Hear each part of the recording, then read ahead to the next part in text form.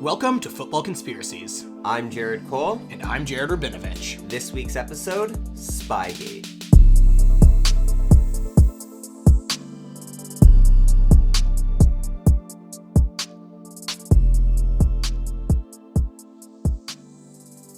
For this week's episode, we're going to be talking about something that's been on my mind since I thought of the concept for this podcast. It's not something that's quite as popular as a pretty well-known conspiracy in the NFL like Deflategate, but it still stands as one of the best-known NFL conspiracy theories. This is Spygate.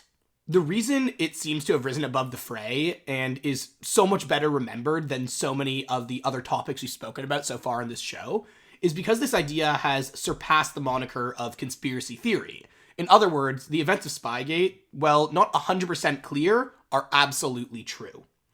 This topic has been on my radar, like I said, for quite a long time, but some news from earlier this week has spurred me into action. I knew this would be the perfect week for us to cover the Spygate scandal. J. Cole, do you happen to know what happened this week that made me want to cover the Spygate scandal? Maybe something in the Michigan, because it's the signal calling and filming of practices, maybe? No, that's a pretty good guess that it had something to do with the Michigan sign stealing scandal from last year. But actually, this has something directly to do with Spygate, and that's that in the past week or so, a slew of articles have been published asking the question of why Robert Kraft, the owner of the New England Patriots, has yet to be inducted into the Football Hall of Fame. Considering his success as an owner, especially on the surface level, it seems like a no-brainer that Kraft would receive a spot in the Hall of Fame. That seems pretty logical, right? No. And why is that? Because his entire career has been ridden with scandals. Well, it's the same reason I believe that Bill Belichick shouldn't be inducted into the Hall of Fame either. Oh, I think that's actually like a totally fair point, and this is what we're going to be talking about right now. Yeah, but I think we can agree that on the surface, if we don't know much about the career past the basic stats of Robert Kraft, you'd probably agree that a man who has done what he has done, I mean, like, he brought the Patriots... Yeah, he bought the Patriots in 1994, right? These teams, they were like a team of relative obscurity at the time. On the surface level, he's done a lot for them, but overall, he's done a lot more that doesn't deserve him that Hall of Fame status. And that's obviously at the center of this conflict that we're going to be speaking about today. But, like, on the surface of it, he bought this team that was completely obscure and turned them into not only one of the most popular, if not the most popular NFL team, but the winningest NFL team in all of history. Yeah, he turned them into a literal dynasty. Yeah, like, and not only that, he's done a lot more for the game of football. I don't know if you knew this, in the 2011 lockout, he was instrumental in ensuring that lockout had came to an end. He is credited with having done a lot of work for spreading the NFL beyond the borders of the U.S. I think to top it all off, he accidentally gifted one of his Super Bowl rings to Vladimir Putin. Yeah. Has nothing to do with this Hall of Fame bit, obviously, but it's something I like to bring up as much as possible. Yes, I mean, he's apparently very good with geopolitical relationships. Exactly. I mean, you can't take that away from the man. So, as we've been discussing, obviously, this is a person whose career is riddled with controversy, and that is likely the reason why there's been so much pushback as to having Robert Kraft be inducted into the Hall of Fame. He has a few stains on his record, but the topic that's been coming up in the past week and the reason why we are going to be discussing Spygate is because there's been a handful of articles released that are saying Spygate is the specific reason why Robert Kraft has yet to be inducted into the Hall of Fame. There are some other reasons before we get into the Spygate scandal as to why Robert Kraft might not be inducted. A lot of the people who vote for the Hall of Fame inductees have said that they're done with his constant campaigning for the spot. Apparently there's been a lot of controversy surrounding the fact that he's had advocates for himself pushing voters to try and get himself a spot in the Hall of Fame. Okay, so he's been trying to buy his way in a little bit. Exactly, and I think he feels a little snubbed compared to some of the other owners. For example, his famous rival, Jerry Jones, who has been inducted into the Hall of Fame. I think there's a little bit of animosity between them. He thinks he's been more successful, which objectively on paper he has been. Yeah, I mean, no one's been more successful in terms of wins and Super Bowl wins. He has been successful, but he's also been controversial person. Yeah. Exactly. No, I would care to agree. I'm personally not a Robert Kraft fan, but we got to lay out the whole story for our listeners here.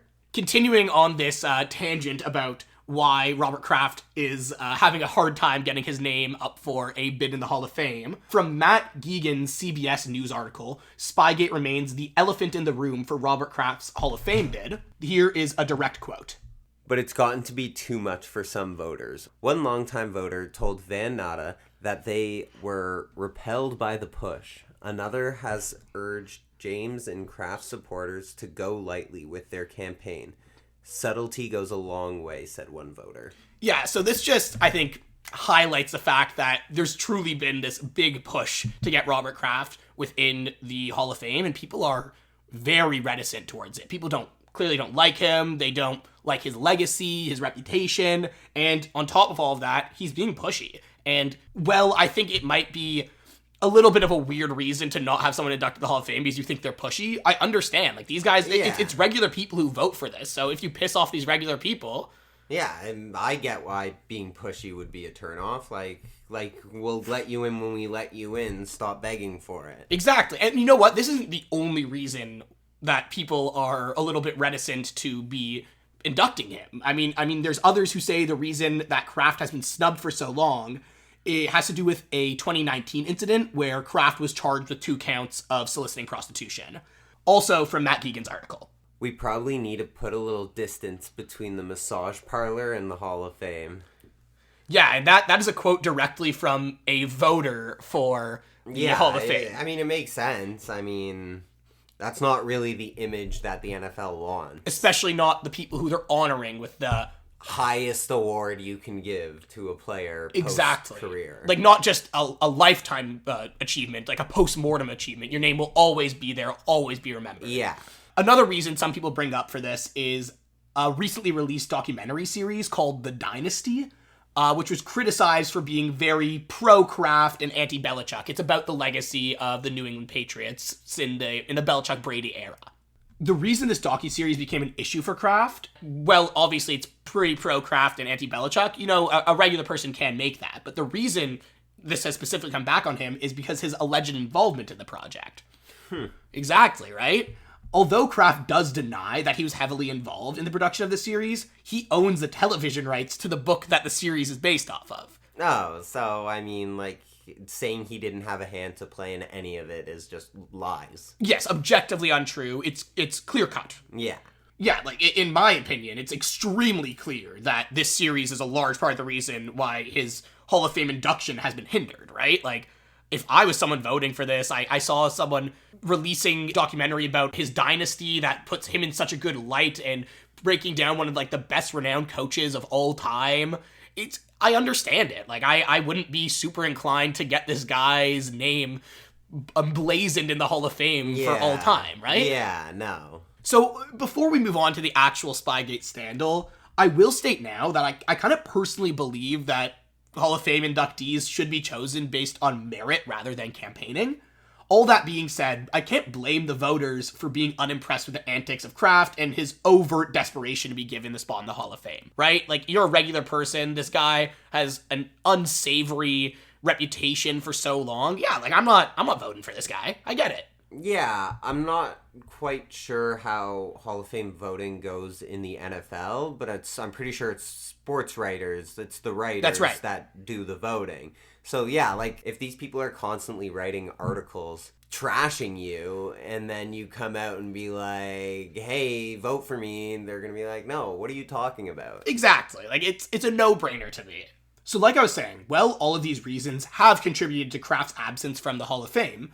There is one reason that seems to rise above the rest, and as I previously mentioned, that reason is Spygate. There has been a resurgence of articles covering Spygate in the past week or so, as people grapple with Kraft's chances of being inducted into the Hall of Fame in the upcoming vote this October, next month. Well, I think that many of the actions of Kraft that I previously mentioned are rather unsavory. I'm not sure any of them should preclude him from having a spot in the Hall of Fame. This documentary, the prostitution solicitation, like I said, unsavory, but I don't know if that's the reason you should not have him in. I'm not sure if that's the same case for Spygate. I think this might be the nail in the coffin for me. Yeah, I think maybe looking at outside of football when considering a Hall of Fame is a little bit of a stretch. Exactly. Unless it's, like, directly related. Exactly, then it doesn't make sense to look at. But, I mean, Spygate is definitely a good enough reason to not allow someone in. 100%. I think it's one thing if you commit, like, a heinous, violent crime, but soliciting prostitution, it's not necessarily something that I think should tar and feather you for life, you know? No, yeah, I mean, it's bad, but there's worse. There's a whole lot worse, especially when we're talking about crimes related to the NFL players, right? Yes, like NFL players have not been the friendliest people. Yeah, this ranks low on the crime ladder, for sure. So, without further ado, let's get into the story of one of the NFL's most infamous scandals, and potentially the real reason why Robert Kraft has been excluded from the Hall of Fame for so long. The first thing I learned when I began research for this episode is that there are 5 different Spygates. What I mean by this is that there are 5 different scandals, and all of which are referred to by the name of Spygate. One of these is the NFL one that we will be discussing today, Spygate having to do with Robert Kraft and his New England Patriots. The NFL actually also has a Spygate 2, but that's a story for a whole nother day.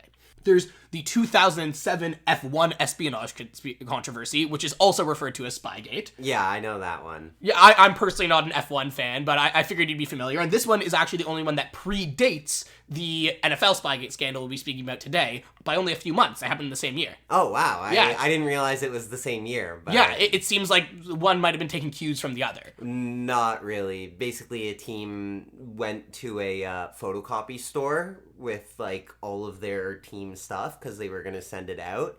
And then the guy who was working at the photocopy store realized that they were, like, serious F1 documents. So they, like, messaged the team and they were like, hey, I just saw this guy photocopying all these documents. And they're like, that's not good. And then they really? Yeah, so, like, this okay, not at all the same, yeah. No, but, like, this random copy store guy just, like, knew that these were, like, F1 team stuff and that this guy should not be having it. You know what? Good for this photocopier guy. I'm glad that he was able to whistleblow this conspiracy. But that, you know, that's a much more wacky story than this, which is, like, we'll get into it, but this is just, you know, like, cut and dry collusion over here. Yeah, no, this is very, very clear-cut yes, F1. Absolutely. Like, yeah. The third Spygate is the conspiracy theory that states there was a spy embedded within the 2016 Donald Trump campaign for president. The fourth Spygate is the Houston Astros sign stealing scandal. Some people do refer to that as Spygate. Well, I mean, I guess you can because they were spying. Like, they did have guys set up and watching feeds and the Houston Astros information. Like, I think that is more, like, aptly Spygate than the NFL one we're going to talk about. They're very similar controversies, actually, but considering the extent and the effort that went into the Astros one, which obviously we're not going to delve too deep into right now, that was, like, so much more. Yeah, like, so much more work and over so much longer. Exactly. It was, like, such an operation. And every player knew. Too. Exactly. Yeah. And the last Spygate is a scandal revolving around Leeds United FC, where they observed an opponent's practice during the 2018 to 2019 season. So these are the 5 Spygates. Obviously, the one that we will be talking about today is this first one I mentioned, and the one that we've been alluding to throughout this entire episode, the NFL having to do with the New England Patriots. I mean, you could also kind of call what Team Canada soccer did this past Olympics was Spygate with their drone filming practices. That's actually a good point. That is literally Spygate too. Yeah, it hasn't been given the moniker of Spygate as of yet, but it's fitting, for sure. It easily could. For sure. So much spying. They need a new name. They, like, there's enough Spygates. We need a new name for this. Oh, yeah, absolutely. It feels like we've gone a little too far. And as far as I'm concerned, the only one that Spygate really makes sense for is the Donald Trump one. There's a spy embedded in his campaign, allegedly. Like, I think that's Spygate. That is a Spygate. Yes, that is, yeah.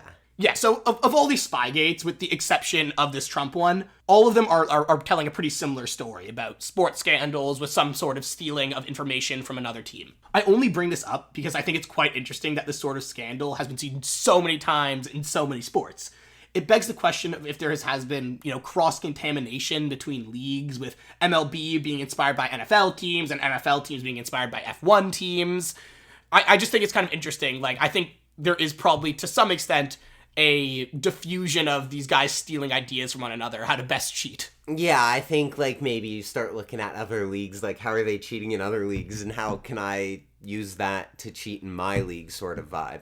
But it doesn't seem like any of these Spygate scandals are similar in any way.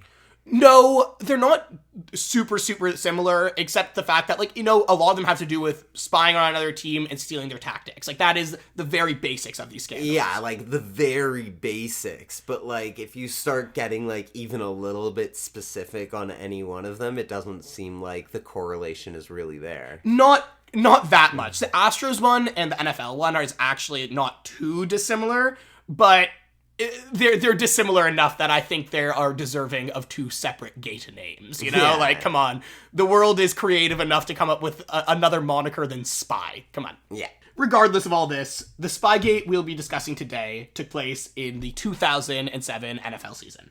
It all begins during week 1 of the season, where the New England Patriots found themselves up against their divisional rivals, the New York Jets. Following the game, the league announced that they would be disciplining the Patriots for illegally filming the Jets' defensive coaches' signals. So, filming opposition coaches in the NFL is not exactly against the rules per se, but it must be done in a very specific manner in order to comply with the rules.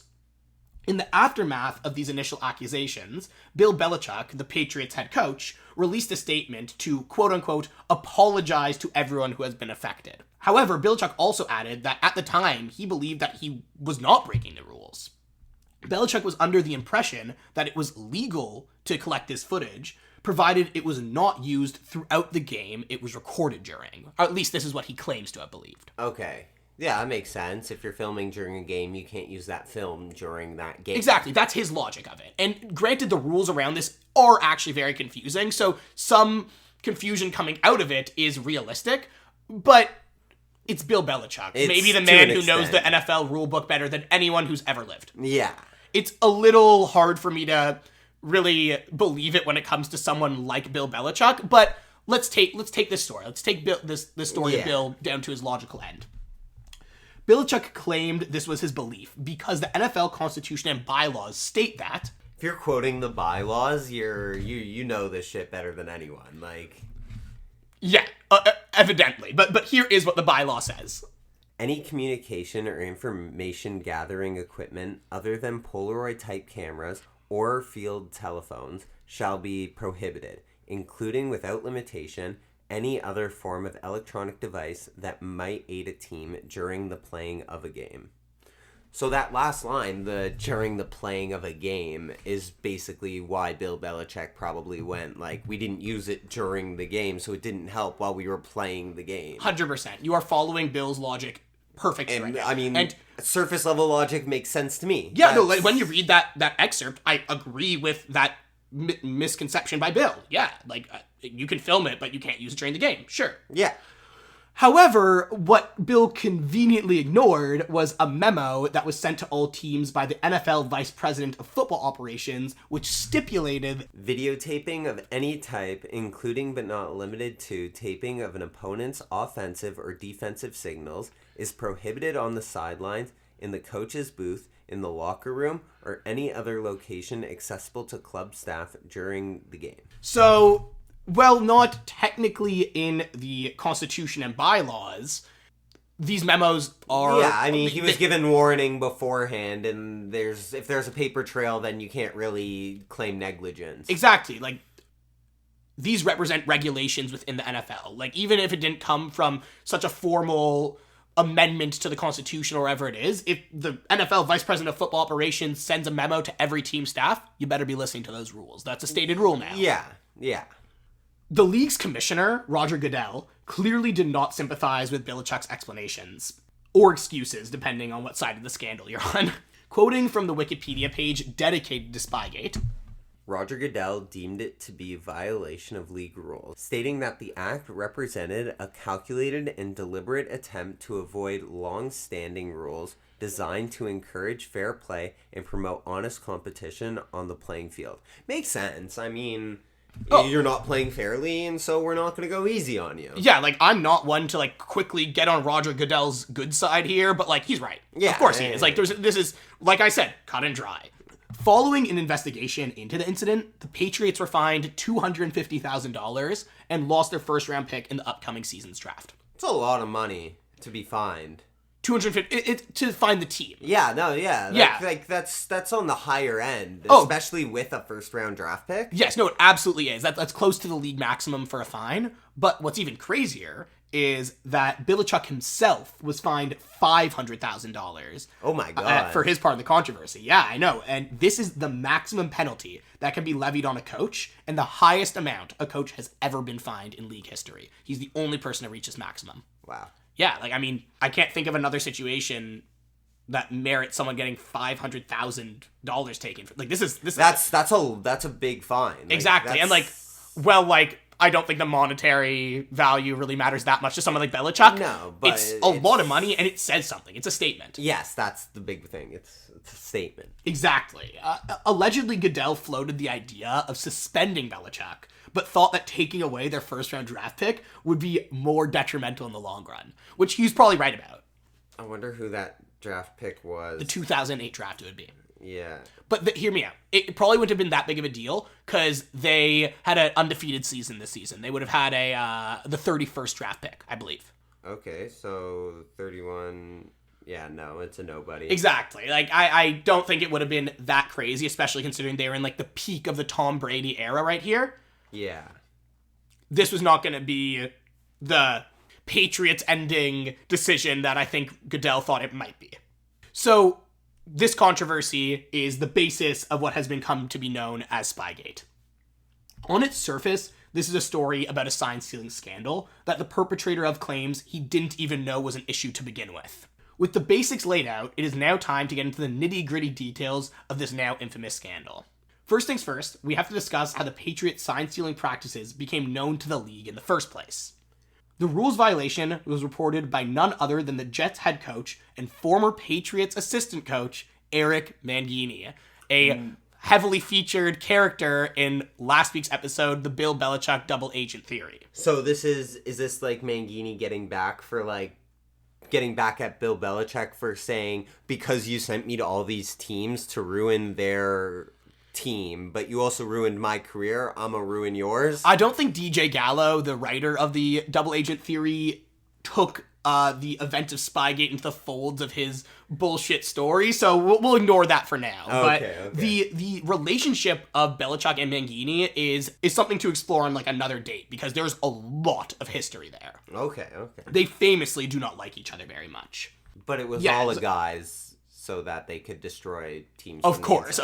For those who didn't listen to last week's episode. But like I was saying, it has to be noted, well, before we move on, that these two have a very long and fraught history, and the negative nature of their relationship has been well reported on. During the matchup, Mangini reported that he noticed that their signals were being videotaped by people on the Patriots sideline. Shortly thereafter, NFL security confiscated the camera from Matt Estrella, the Patriots video assistant. In defense of Mangini, it does not seem like he believed that the scandal would be blown up to the extent that it eventually did. To quote directly from him from a 2012 interview, I didn't think it was any kind of significant advantage, but I wasn't going to give them the convenience of doing it in our stadium, and I wanted to shut it down. But there was no intent to get the league involved. There was no intent to have a landslide that it became. So, if you are to believe what Mangini says, and I have no reason not to, 5 years after the scandal happened, he was really just like, these guys are getting a slightly unfair advantage on the team that I'm trying to have win right now. Yeah, like, I'm going to report this. Yeah, and why is he doing it in my house? Exactly. Do it in your own home. Totally respect that. I would have done the exact same thing if I were him. And I don't blame him. If I were him, I probably wouldn't have thought this was going to blow up into what it has become today. You know? No, it's just an innocent camera on the sideline. Exactly. I think he thought, the camera will be taken away and that's going to be the end of this. But evidently not. For their initial probe into the scandal, the NFL required that the Patriots hand over any material and tapes relating to their sign-stealing practices. Here's what happened next. The Patriots refused to allow the videotapes to leave their athletic facilities. In turn, at Goodell's ordering, league officials went to the Patriots' facilities and smashed the tapes. So because of this, the true size and scope of the operation has never been discovered. It's very sketchy. Like, in my opinion, this is one of the sketchiest details of the entire story. Yeah, why would the commissioner send guys to destroy the tapes? Like, why weren't they already destroyed? So we'll get into... Well, it's actually a great question. I don't understand why Belichick and his boys didn't do that immediately. Immediately when they said, hand over all the tapes. Yeah, you burn everything. You say what tapes, and you destroy all the evidence. Yeah, you're right. Like, I didn't actually think that far, but now that you bring it up, like, obviously, that's the first thing you do. Yeah. Like a competent leader, 100%. Yeah, but why did the commissioner have to step in and say, destroy them? But not just that. He sent people to destroy them. Because they were refusing to give them up. Yeah. But one, if he sent people, why didn't they seize them for evidence? Yeah, why didn't they just take them out of the facility? Yeah, it's very sketchy. And why have them destroyed? Like, I just don't understand that being the logical step. You want these tapes. They're evidence. You need to run this investigation. Yeah. So your option is destroy them and lose them. It's flabbergasting. It makes no sense. Yes. We're going to get a little bit more into the motivations of Goodell a bit later, but for now, this detail is very important. This is incredibly corrupt, at least to me. Yeah, that's like... There's obviously a conspiracy going on here if the commissioner's like stepping in to save a team. Yeah, but I'll save this for the Roger Goodell part of the episode. Yes, please. So we're now going to get into the detail of the story that was probably most shocking to me. When I first sat down to research Spygate, I thought I knew a decent amount about it, and I did know quite a bit. But what I didn't realize is how long-lived this scandal truly was. I think this is going to surprise you too, J. Cole. Following the initial accusations of spying, whistleblowers within the Patriots organization came out to announce that these sign-stealing practices have been much more widespread than originally anticipated. These whistleblowers claimed that the Patriots had been stealing signs since as early as the 2000 season, 7 years before they were called out by Eric Mangini. In addition to this, there was a Boston Herald article published which claimed that the Patriots had filmed the St. Louis Rams walkthrough practice prior to the 2002 Super Bowl. This game, the Patriots would go on to win 20-17, but I must say, very importantly right now, this Boston Herald story was eventually retracted. So take that with a grain of salt. But what the whistleblowers said about this having gone on since 2000, 7 years before this was discovered, that's true. People have corroborated this. These people aren't the only people to come out and say this. Well, it's kind of crazy that they could come out and say that they've been doing this since 2000, and then you have an assistant coach like Eric Mangini who's been on that team, and he didn't know about it, and he was a coordinator, like one of the top coordinators on the team. I had the same thought myself. Like, it seems to me that, like, maybe somewhere through this, Mangini, he knew about it, so he called them out on it, or maybe he never knew to begin with and was kept in the shadows. I really don't know what the explanation is. Yeah, maybe he knew that they were filming, and then he saw the camera, and he was like, hey, don't do that, and then it ended up, the NFL was like, whoa, you shouldn't have been doing it for the past 7 years. Exactly. And then destroyed all the tapes. It would seem weird to me that if he was involved in it when he was at the Patriots, that he would call it out when he wasn't, because obviously he knew or suspected that there might be an investigation into this, that his name would be corroborated in there. Yeah. So I suspect he had no involvement in it. That's just like where my logic is going. Obviously, I have no evidence of that. But I do think it's pretty weird, the fact that these practices were happening during Mangini's entire tenure at the Patriots. Yeah. So to add even more confusion to this bit of the story, a former video assistant, Matt Walsh, who had been fired by the Patriots years before this controversy after the 2002 season, told the media that he had information and materials regarding the Patriots' sign-stealing practices. He said this all after the Spygate scandal started breaking, 5 years after his departure from the Patriots. Before divulging any information, Matt Walsh demanded an indemnity agreement. He wouldn't say anything unless he knew that he was going to be immune from any sort of prosecution or trouble. That makes sense. I mean, if you have information that could see you liable, then you want to save your ass. 100%. That's how a plea deal works. That's how whistleblowers work. I respect it, but it definitely corroborates the fact that there's some sketchiness going on. Oh, yeah. In April 2008, the NFL reached a deal with Walsh. Him and Roger Goodell would sit down for a formal meeting. For the meeting, Walsh sent 8 videotapes, all containing coaches' signals captured between the 2000 and 2002 seasons. Oh, so they had it. Yes, clear evidence that this was happening 7 years before the scandal actually broke. Wow. He did also clear up the confusion of what I mentioned earlier regarding the 2002 Super Bowl versus the Rams. Walsh claimed that the Patriots employees were present at the walkthrough practice, but there was no filming at all. After this news was released was when the Boston Herald eventually retracted their article. To add even more spice to this tangent of the story, in a 2008 interview, Belichick claimed that Walsh, quote-unquote, had a way of embellishing stories, and that the two really didn't have much of a relationship, and on top of that, very rarely saw or talked to each other, and that he didn't think he would recognize him prior to this publicity. Belichick added that he, quote-unquote, couldn't pick Walsh out of a lineup. Brutal line. Yeah. Especially if you're a coach under this guy for 2 years. Yeah, yeah, it hurts. Like if you heard that about yourself coming from like Bill Belichick. Yeah, but he's just saying that to cover his ass. He's lying. Well, I mean, you're probably right, because in response, and this is another quote, Walsh noted that he was surprised because Belichick had spoken with Walsh on more than one occasion, and Bill's former wife Debbie gave Walsh a sweater for Christmas in 2001. So yeah, exactly. Like, Walsh really pulled out the receipts here. Yeah, jeez. So this covers most of the information that came out shortly following the revelation of Spygate. That being said, probably my favorite fold in the story has to do with Arlen Specter, the, at the time, Senator of Pennsylvania. It's a dope name. I do agree. He sounds like a Batman villain. Yeah. So following the incident where Goodell had all the tapes, inexplicably destroyed, Specter became suspicious and threatened Goodell that he could be called to a congressional committee to explain his actions. Goodell expressed that he would have no issue with this and added that he did not believe the Patriots' success should be tainted by this incident.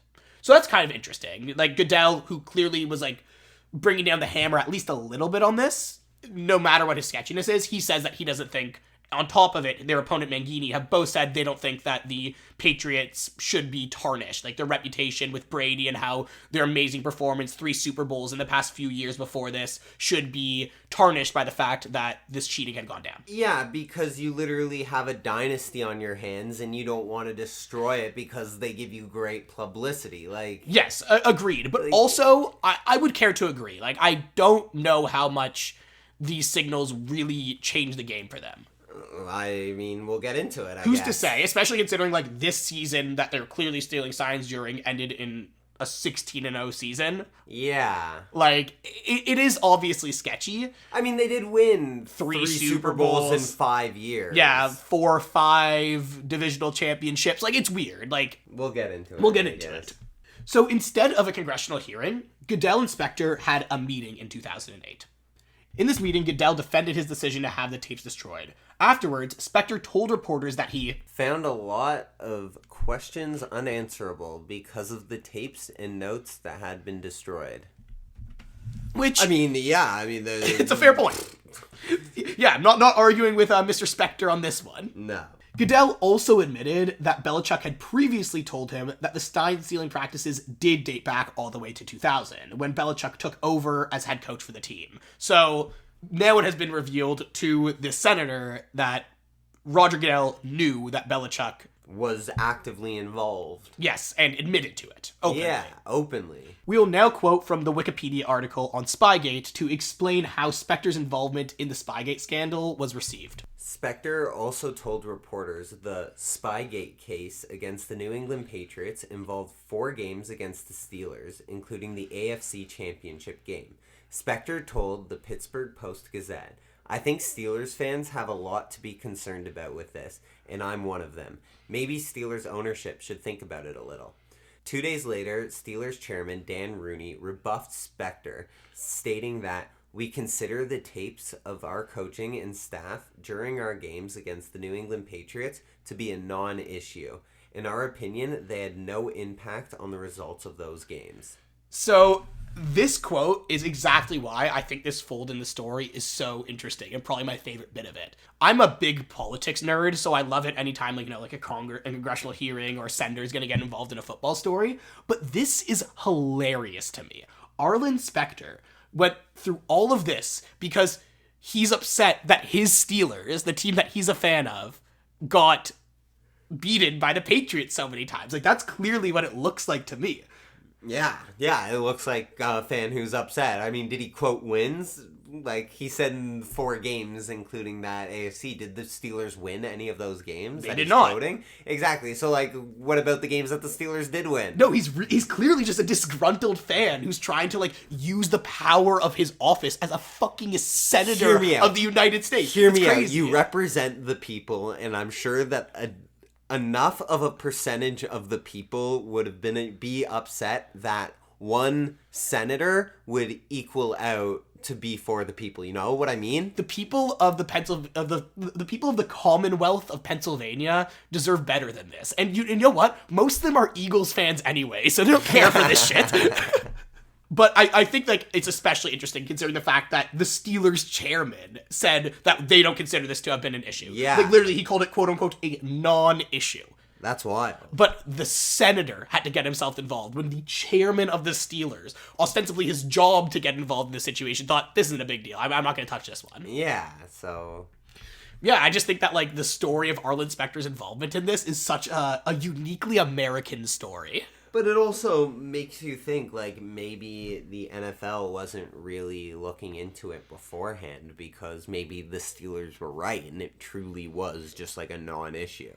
Well, that is definitely a point that some people still believe today. I think there's a lot of sketchiness around it, especially considering the next thing we're going to discuss, which is a 2015 ESPN report about Spygate. This is really going to bookend the story that we're talking about.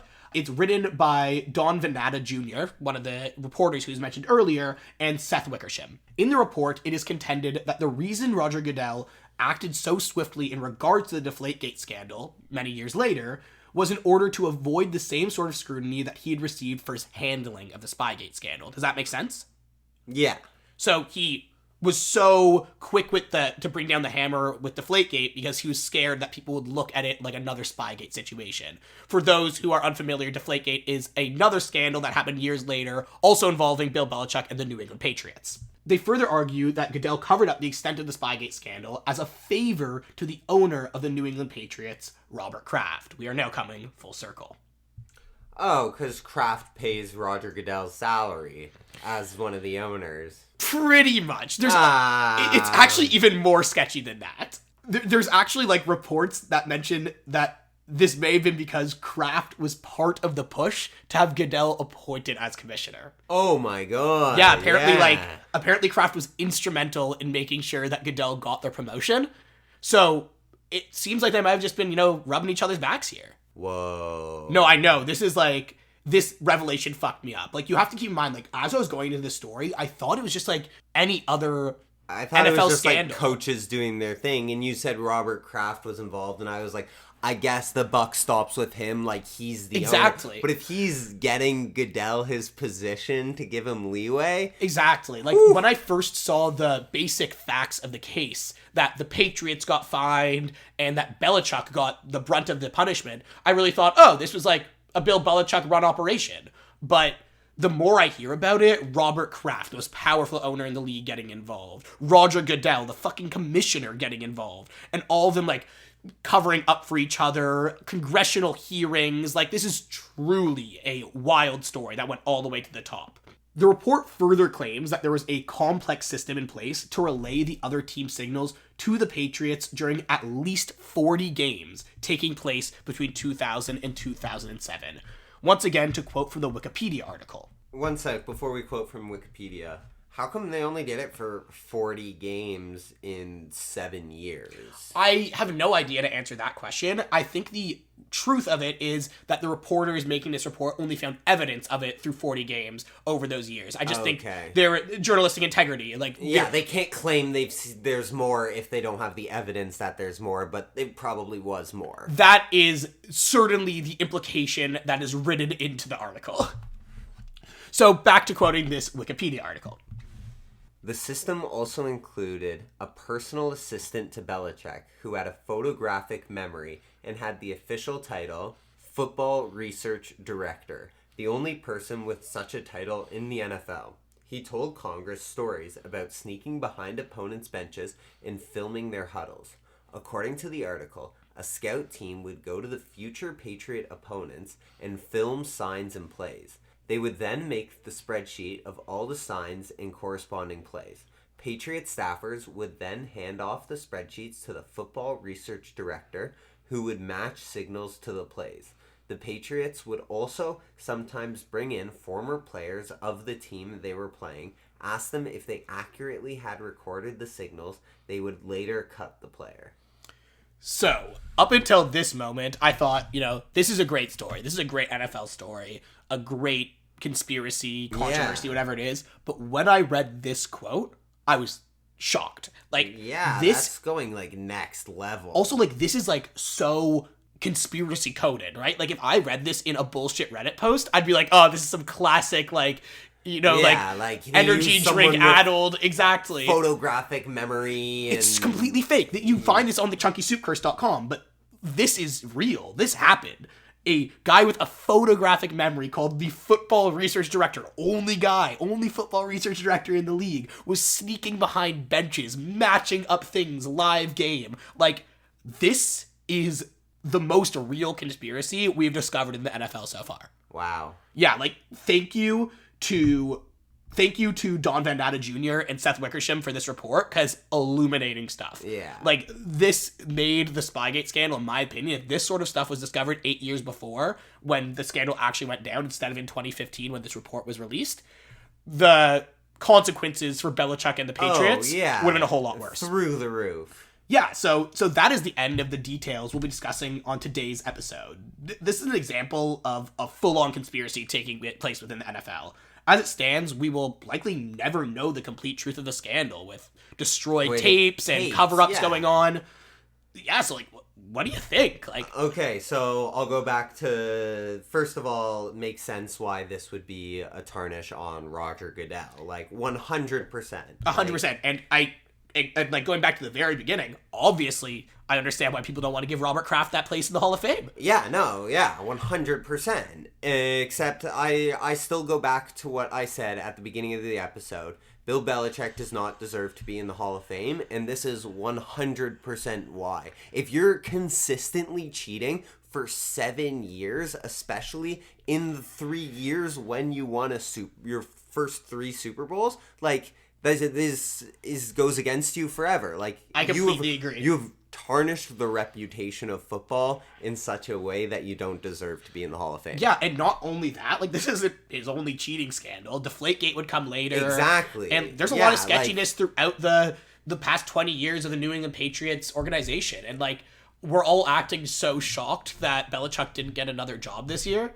He's tarnished the reputation of one team. Why does he need to tarnish the reputation of any more? Exactly. I feel the exact same way.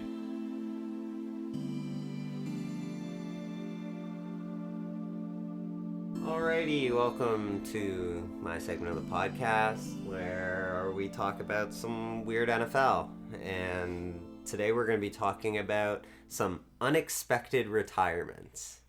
So, few times in the NFL I found that players out of nowhere just retired. They've had enough and it's time to hang up the cleats. Yeah, I've heard of a couple pretty weird ones in the past few years. I know of people retiring mid-game and stuff. Yeah, well, we'll get into that because it's weird, it's crazy, and some weird retirements in the NFL. For sure. First one I want to talk about is probably the one that's most recent in NFL fans' minds, which is Andrew Luck. Yeah, this is a weird one. So initially, the reason this whole thing came about is because I wanted to see if there was a conspiracy within Andrew Luck's retirement, because he had crazy upside. He was the favorite to win the MVP that season. Oh, I didn't realize that. He was going to bring the Colts to the playoffs, potentially a Super Bowl. And then out of nowhere, a report came out during a preseason game. He wasn't on the field playing, but he was on the sidelines when the report came out that he was retiring. Just out of nowhere. It's so weird. Why would he suit up that day, get to the preseason game? I didn't find anything about this other than his retirement was a leak. He wasn't announced. Okay. He wasn't going to announce it when it got announced. He wasn't supposed to be on the sidelines of a preseason game when the announcement came out. That makes sense, but like it still feels like the way it played out, like Andrew Luck didn't know he was retiring either. It feels like that report came out and he was like, "Oh yeah, I guess this is it for me. Yeah. Guess I'm hanging up the helmet." It's just really weird. But like no further details on this other than like it was a leak. On the leak for the retirement, yeah. And the reason he gave is for mental health reasons. Totally the pressure respect that. was Yep. getting to him and he couldn't perform and he couldn't be on the field and give his 100%. He didn't think it was fair to the team. We've all been under pressure and not been able to perform. I get it. The next one I want to talk to you about is actually something you alluded to earlier, which was player for the Buffalo Bills, Vontae Davis. So this player was playing the game in his 10th NFL season, and halftime came and he left. I remember this one pretty well, obviously. Like, this was shocking to me. Yeah, I got a quote for you. Came straight from his retirement post he put out online. This is what he said. This isn't how I pictured retiring from the NFL. But in my 10th NFL season, I've been doing what my body has been programmed to do. Get ready to play on game day. I've endured multiple surgeries and played through many different injuries throughout my career. And over the last few weeks, this was the latest physical challenge. But today on the field really hit me fast and hard. I shouldn't be out there anymore. I mean, fair enough. You come to that realization you can't go out in that football field. Especially, it's not fair to your teammates. It's not fair to the team. It's not fair to yourself. I will say, though, it's kind of a little messed up that he left the stadium. Like, he left at halftime. Like, you sit on the sidelines or at least in the locker room for when your buddies get back in, like, show their support. But no, he left. I agree. Like, he had a long, respected career. And, like, you know what? You gotta do whatever is best for you. I do respect that. But I agree. It seems a little weird that he just left the game completely, like, taking off his pads. It was crazy. So this is from a Reddit user, just like a comment about the whole situation. The first thing he did was hire a person to help him write this. And this is perfect. It makes him out to be a victim, and the game and the pressure and the years of playing forced him into situations he didn't understand and he wasn't comfortable in anymore. And it made him snap. Dude's a hero for walking away when he did. I actually completely agree with that. Like, I think it was shocking, but I think it sets a really good precedent for these players who are under so much pressure and feel like there's a whole city routing for them and they can't leave them abandoned. This guy just showed, you know what, like, I have to come first. And I think that is a very respectable thing, and that something that I think more sports players should have the option to do without any shame. Yeah. I will just finish off by saying he did die earlier this year in April at the age of 35. Yeah, horrible story. Yeah. It's still unclear. The police still haven't put out a report of what the conclusion was. I feel terrible for the family. Yeah. Like, may his memory be a blessing. May he rest in peace. The next player I want to talk about for an unexpected retirement is Barry Sanders. On July 27, 1999, Sanders announced his retirement from football the day before training camp began. He announced his retirement by faxing a letter to the Wichita Eagle, his hometown newspaper. So he didn't even, like, tell the team first? He just announced in a press release? Like, this is how, like, he told the team, and this is how the world found out, was through this letter that he sent to the newspaper. So, do you want to just read the headline and the byline for the article? It just felt like it was time. Detroit running back stuns football world with decision to quit. Yeah, it was very, very random. So I have here a little bit of a back and forth to provide a little more information behind everything that went on behind Barry Sanders' retirement that I didn't know beforehand. Okay. So, according to Panda Man on Reddit, it's a pretty solid username, I will say. Barry Sanders was fed up with ownership and the lack of success, and why destroy his body playing for a team? As for leaving, it's not that easy. You are under contract and the Lions weren't going to let him leave, so he had to retire. User Downtime37 responded with, "Yes and no. This statement is true, but it is a little bit misleading. 91 through 95, the Lions were competitive and in the playoffs each year. In 91, we smacked Troy and the Cowboys around and in the first round, but then got a reality check from the NFC Championship from Mark Rypien and the Hogs, who went on to beat the one of the top dynasties in the NFL. During this run, the Lions had a fairly decent team on both sides of the ball. It was starting around 1996 that ownership in the front office started letting players walk in free agency. Over the next couple of years, most of the top talent was allowed to walk and was replaced with cheap talent. And this ultimately, and rightly so, frustrated Barry and led to his retirement." Wow, so his team was kind of just like falling apart around him.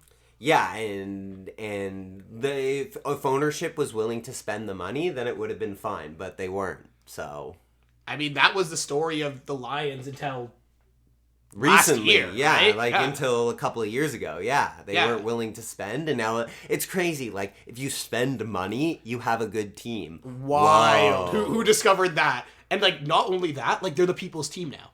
Yeah. Yeah, right? like all people they had to love the Detroit Lions. I love the Detroit Lions. I'm not a huge Detroit Lions guy, but like, just because I have a team in the NFC, but if the Detroit Lions aren't playing my Bucks, then I'll cheer for them. No, they're definitely the team I want to see the Bills beat in the Super Bowl. Thank you for listening to this week's episode. You can find us on Twitter at FB Conspiracies, where we will post all the graphics and links we spoke about during this episode. You can also reach us by email using fbconspiracies@gmail.com. A special thanks to Blaze for the music. If you enjoyed, consider leaving a review. Join us next week for more football conspiracies.